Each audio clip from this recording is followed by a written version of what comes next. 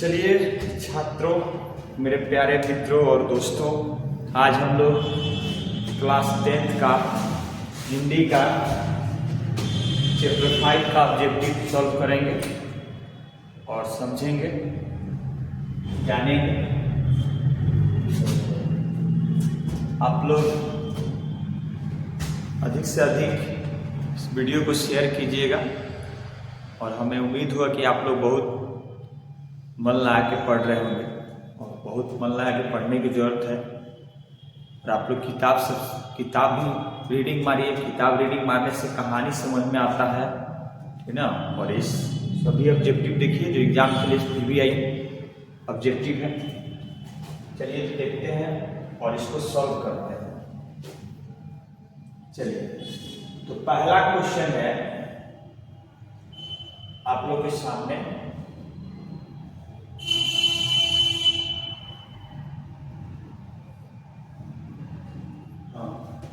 पहला क्वेश्चन आप लोग के सामने है, इसको सॉल्व करेंगे।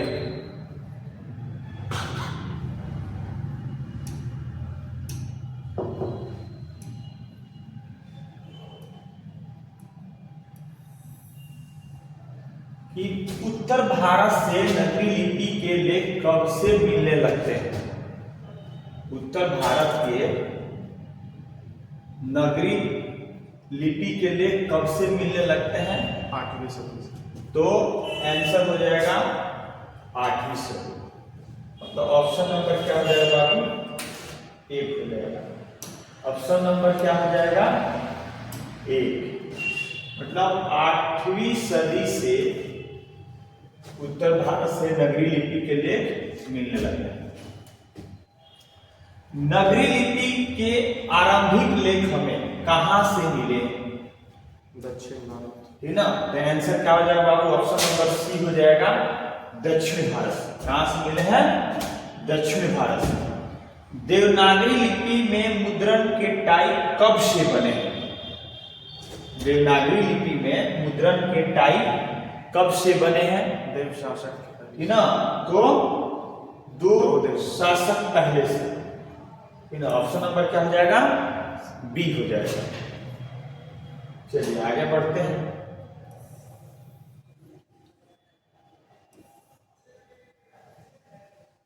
क्वेश्चन नंबर 4 है, ठीक ना, कि हिंदी भाषा की लिपि है। तो हिंदी भाषा की लिपि जो है वो ऑप्शन नंबर सी हो जाएगा, वो देवनागरी लिपि। हिंदी भाषा की लिपि क्या है? देवनागरी लिपि। गुणाकर मूल्य का जन्म किस राज्य में हुआ था? आप लोग बताइए, गुणाकर मूल्य का जन्म महाराष्ट्र में। किस राज्य में हुआ था? तो ऑप्शन नंबर सी हो जाएगा, महाराष्ट्र में हुआ था। कहाँ हुआ था? महाराष्ट्र में। हाँ, 6ठा नंबर क्वेश्चन है बाबू कि गुणाकर मूल्य की प्रारंभिक शिक्षा किस परिवेश में हुई थी? बी, ठीक ना। तो ऑप्शन नंबर इसका आंसर हो जाएगा बाबू बी नंबर। ऑप्शन नंबर क्या हो जाएगा? बी नंबर, ठीक ना। गुणाकर मूल्य की जो प्रारंभिक शिक्षा मतलब शुरुआती शिक्षा किस परिवेश में हुई थी? तो ऑप्शन नंबर क्या हो जाएगा? बी। नगरी लिपि के निबंधकार कौन है? तो नगरी लिपि के निबंधकार है ऑप्शन नंबर ए, गुणाकर मूल्य। ऑप्शन नंबर ए क्या हो जाएगा? गुणाकर मूल्य। 8वां नंबर क्वेश्चन है कि नगरी लिपि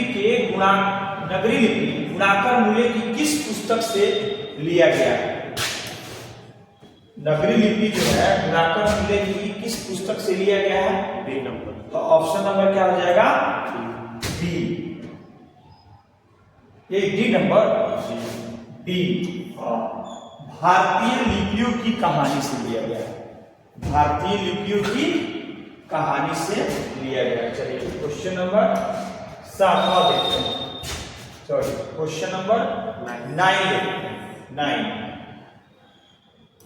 हाँ, गुणाकर मूल्य का जन्म कब हुआ था? बताइए आप लोग। 1935 में। हाँ, ए नंबर। 1935 में। ऑप्शन नंबर क्या हो जाएगा? ए हो जाएगा। गुणाकर मूल्य का जो जन्म हुआ था 1935 में हुआ था। गुणाकर मूल्य का जन्म कहां पर हुआ था? महाराष्ट्र। तो ऑप्शन नंबर सी हो जाएगा, महाराष्ट्र में हुआ था। कहां हुआ था? महाराष्ट्र में। चलिए क्वेश्चन नंबर 11 देखते हैं। गुणाकर मूल्य की शिक्षा की भाषा क्या थी? गुणाकर मूल्य की शिक्षा की भाषा क्या थी? मराठी। थी ना, तो ऑप्शन नंबर बी हो जाएगा, मराठी। क्योंकि महाराष्ट्र में जन्म लिए थे तो महाराष्ट्र में मराठी चलता है, तो उनकी भाषा शैली थी मराठी। गुणाकर मूल्य का निधन कब हुआ था? ठीक ना, तो ऑप्शन नंबर कितना हो जाएगा? 2009। ऑप्शन नंबर ए हो जाएगा। गुणाकर मूल्य का जो निधन हुआ था 2009 में हुआ था। अक्षर कथा किसके द्वारा लिखी गई है? तो ऑप्शन नंबर क्या हो जाएगा? सी हो जाएगा, गुणाकर मूल्य के द्वारा लिखी गई है। चलिए अगला क्वेश्चन देखते हैं, 14 नंबर क्वेश्चन। मूल्य जी ने मिडिल स्तर तक किस भाषा को पढ़ाया? मतलब मिडिल स्तर होगा, यहाँ पे गलती टाइप हो गया है, ठीक ना। मिडिल स्तर तक किस भाषा को पढ़ाया? तो ठीक ना, ऑप्शन नंबर हो जाएगा आपका, ऑप्शन नंबर सी मराठी भाषा। मिडिल स्तर तक जो पढ़ाए थे, ये स्तर हो जाएगा। तो मिडिल स्कूल तो पढ़ाए थे, तो भाषा को पढ़ाया इसने मराठी। अक्षरों की कहानी किनकी रचना है? तो ऑप्शन नंबर हो जाएगा बी, ये गुणाकर मूल्य की रचना। नगरी लिपि किस विद्या की रचना है? तो बताइए आप लोग। बी हो जाएगा, स्मरण। बी अच्छा, ये ऑप्शन नंबर बी हो जाएगा, निबंध हो जाएगा, ठीक ना। नगरी लिपि किस विद्या की रचना है? तो ऑप्शन नंबर हो जाएगा बी, निबंध। क्या हो जाएगा? निबंध।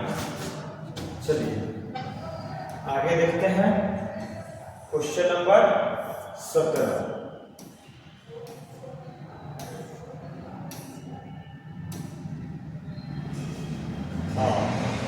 नगरी लिपि पाठ किस लिपि में रचित है?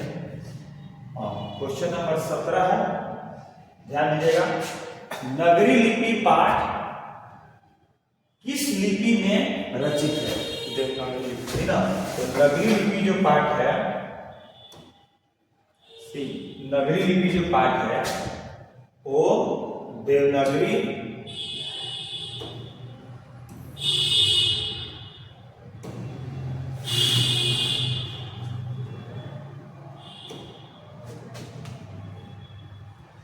नगरी लिपि पाठ किस लिपि में रचित है?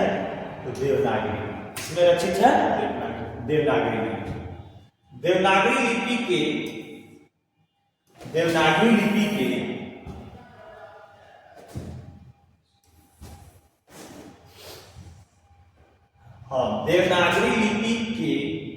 टाइप लगभग कितने पहले, ठीक ना, बने? देवनागरी लिपि के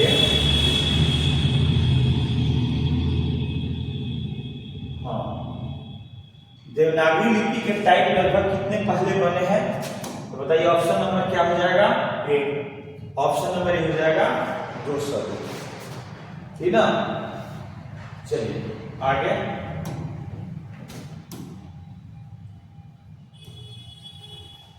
नेपाली भाषा की लिपि क्या है? तो नेपाली भाषा की लिपि क्या है? ये देवनागरी हो। नेपाली भाषा की लिपि क्या है? देवनागरी हो। मराठी भाषा की लिपि क्या है? ठीक ना, तो मराठी भाषा का भी लिपि क्या होगा? देवनागरी, ठीक ना, देवनागरी ही होगा, ठीक ना। मराठी भाषा की भी लिपि क्या होगा? देवनागरी। चलिए आगे बढ़ते हैं। गुणाकर मूल्य ने किस लिपि को प्राचीन लिपि की बहन की संज्ञा दी है? गुणाकर मूल्य ने किस लिपि को प्राचीन नगरी लिपि की बहन की संज्ञा दी है? तो ऑप्शन नंबर आपका हो जाएगा बी। हाँ बी। जी मलयालम को नहीं, बी बी। बांग्ला को, चलिए बांग्ला को दिया, इसको दिया है बांग्ला।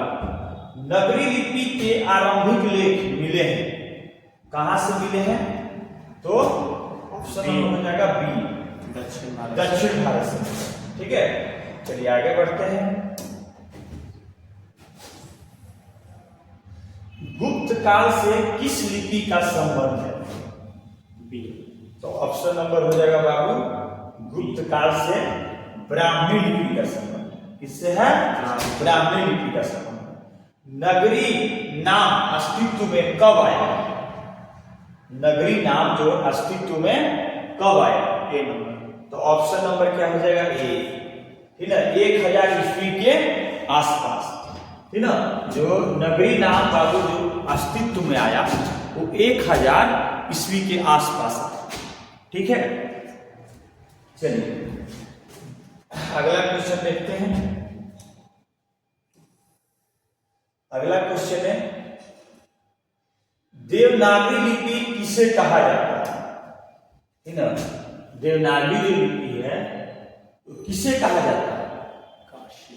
हाँ, देवनागरी किसे होती है? देवनागरी लिपि नहीं, देवनागरी किसे कहा गया? तो ऑप्शन नंबर हो जाएगा काशी को कहा गया। देवनागरी किसे कहा गया है? काशी को। देवनागरी नहीं, देवनागरी किसे कहा गया? तो देव की जो नगरी है वो काशी को कहा गया है। सिद्धम क्या है? ठीक ना, तो सिद्धम बताइए क्या आप लोग? सिद्धम बताइए क्या है? डी। एक प्रकार की लिपि है।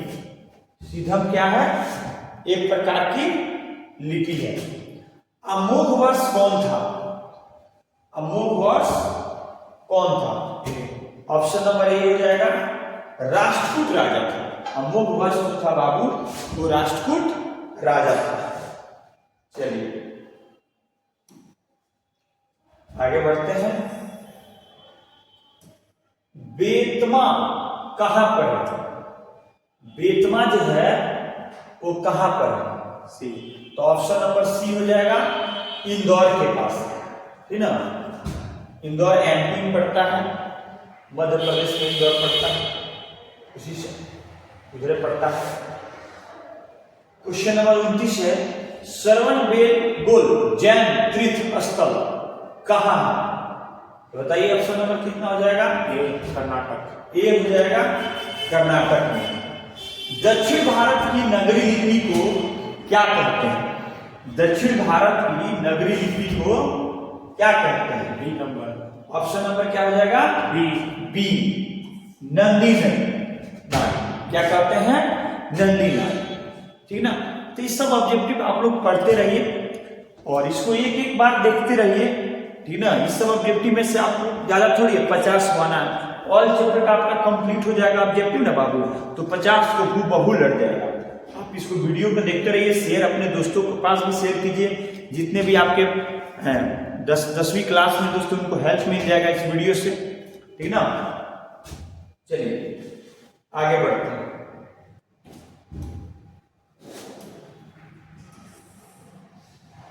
हिंदी के आदि कवि कौन है? तो बताइए हिंदी के आदि कवि कौन है? सरपाल। ऑप्शन नंबर हो जाएगा श्रह। है ना, मिहिर भोज की ग्वालियर प्रास्ती किस भाषा में?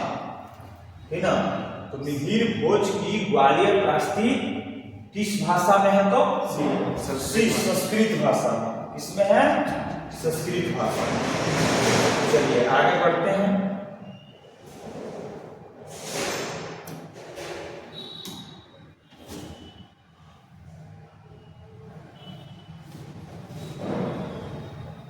चलिए क्वेश्चन नंबर 33।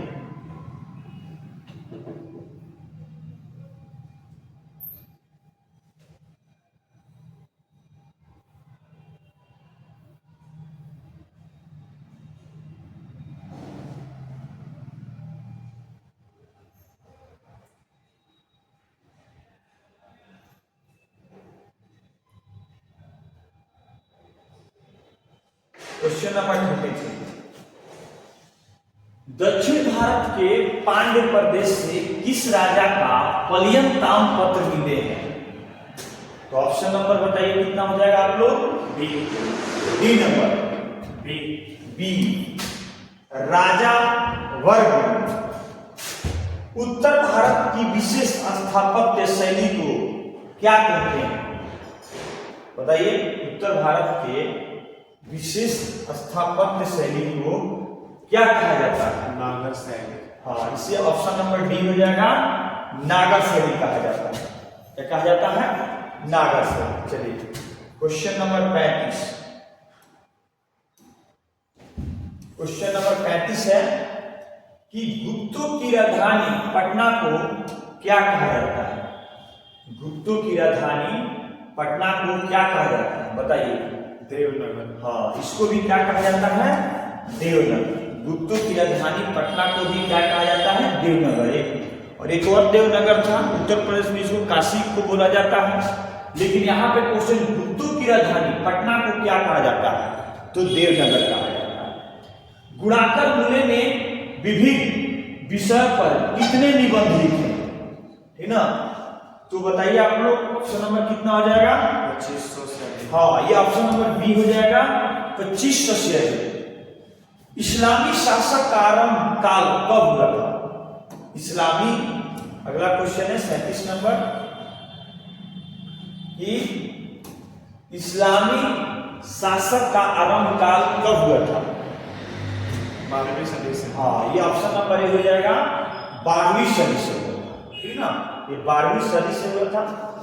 चलिए अगला क्वेश्चन है, नगरी लिपि शीर्षक निबंध के निबंधकार कौन है? है ना? तो ऑप्शन नंबर ए हो जाएगा, गुणाकर मूल्य।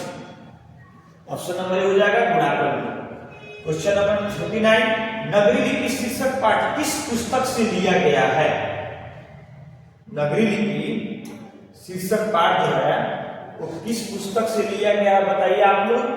भारतीय लिपियों की कहानी। हाँ, भारतीय लिपियों की कहानी। ऑप्शन नंबर क्या हो जाएगा? बी नंबर हो जाएगा। मराठी भाषा की लिपि कौन सी है? ठीक ना? तो मराठी भाषा की लिपि जो है वो कौन हो जाएगा? बताइए। सी हो जाएगा, देवनागरी। नेपाली की भी वही है, हिंदी की भी वही है। मतलब नेपाली भाषा की लिपि क्या होगा? तो देवनागरी। ठीक ना? मराठी भाषा की लिपि क्या होगा? तो भी देवनागरी। और हिंदी भाषा की लिपि क्या होगा? तो भी देवनागरी होगा। ठीक ना? चलिए, एग्जाम में लिपि पूछता है, लिपि आप लोग याद करके जाइएगा। चलिए आगे बढ़ते हैं। हाँ, सिद्धम क्या है? मंत्र है, साधु है, सिद्ध योगी है, एक प्रकार का लिपि है। बताइए क्या है? एक प्रकार की लिपि। डी नंबर हो जाएगा ऑप्शन, एक प्रकार की लिपि है। सिद्धम क्या है? एक प्रकार की लिपि है। चलिए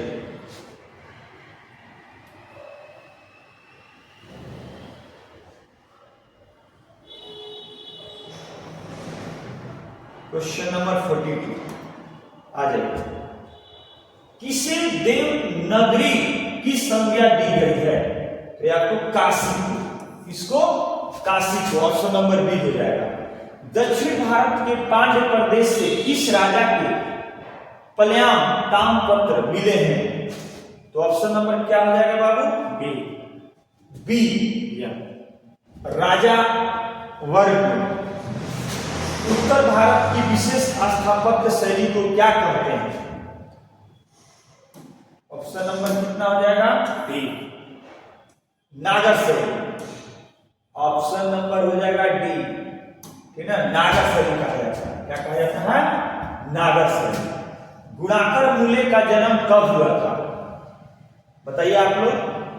ए ऑप्शन नंबर हो जाएगा 1935 में। गुणाकर मूल्य का जन्म कहाँ हुआ था? तो महाराष्ट्र में हुआ था। ठीक ना? चलिए, इन्होंने किस पुस्तक में पुरानी लिपियों का विस्तृत जानकारी दी है? तो बताइए किस पुस्तक में? डी ये पुरालिपि शास्त्र में। मराठी कौन सी लिपि है? अभी आपको बताया जाएगा मराठी देवनागरी है। ऑप्शन से बता दिया जाएगा देवनागरी लिपि है। मराठी कौन सी लिपि है बाबू? देवनागरी। देखिए ऑप्शन इधर है, आपको यहां से मिल जाएगा।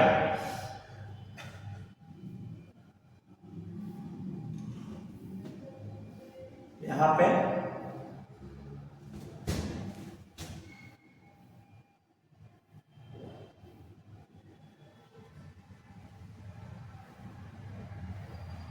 चलिए इसमें ऑप्शन हो जाएगा इधर देवनागरी है। गुप्तों की राजधानी पटना को क्या कहा जाता होगा? इधर तो देवनगर। क्या कहा जाता होगा? देवनगर। गुणाकर मूल्य के विभिन्न विषयों पर कितने निबंध लिखे जा चुके हैं? तो 2500 से अधिक लिखे जा चुके हैं। तो कुछ क्वेश्चन है, आप लोग इसको देख लीजिए और अपने किताब में रिवीजन कर लीजिए और इसको आप लोग क्या कीजिएगा, याद कीजिएगा, है ना। देखिए ये सब क्वेश्चन एग्जाम में आता है, आप लोग रिवीजन कर लीजिए कौन कौन क्वेश्चन आता है। देखिए तो सबसे पहले ये क्वेश्चन गोल कर लीजिए कि देवनागरी लिपि के अक्षरों में स्थिरता कैसे आ गई, इसमें रिवीजन, ये क्वेश्चन रिवीजन कर लीजिए। देवनागरी लिपि में कौन कौन सी भाषाएं लिखी जाती है ना, ये सब क्वेश्चन आप लोग याद कर लीजिएगा जो भी हम क्वेश्चन रिवीजन कराते हैं। चलिए अगला इसमें है लॉन्ग में देख लेते हैं कौन रिवीजन है ना। लॉन्ग में आप लोग अपने किताब में रिवीजन कर लीजिएगा, है ना, कि नगरी लिपि के साथ साथ किसका जन्म होता है, इस संबंध में लेखक की क्या जानकारी देता है, भी कर लीजिएगा वीवीआई। सबसे वीवीआई क्वेश्चन ये है कि बार बार एग्जाम में क्वेश्चन पूछा जाता है कि नगरी लिपि को देवनागरी क्यों कहते हैं, लेखक इस संबंध में क्या जानकारी देता है। ये सब क्वेश्चन वीवीआई है, या इसको अच्छा से देख के जाइएगा एग्जाम में। तो चलिए हम यहीं पर अपने बारी को विराम करते हैं। जय हिंद, जय भारत।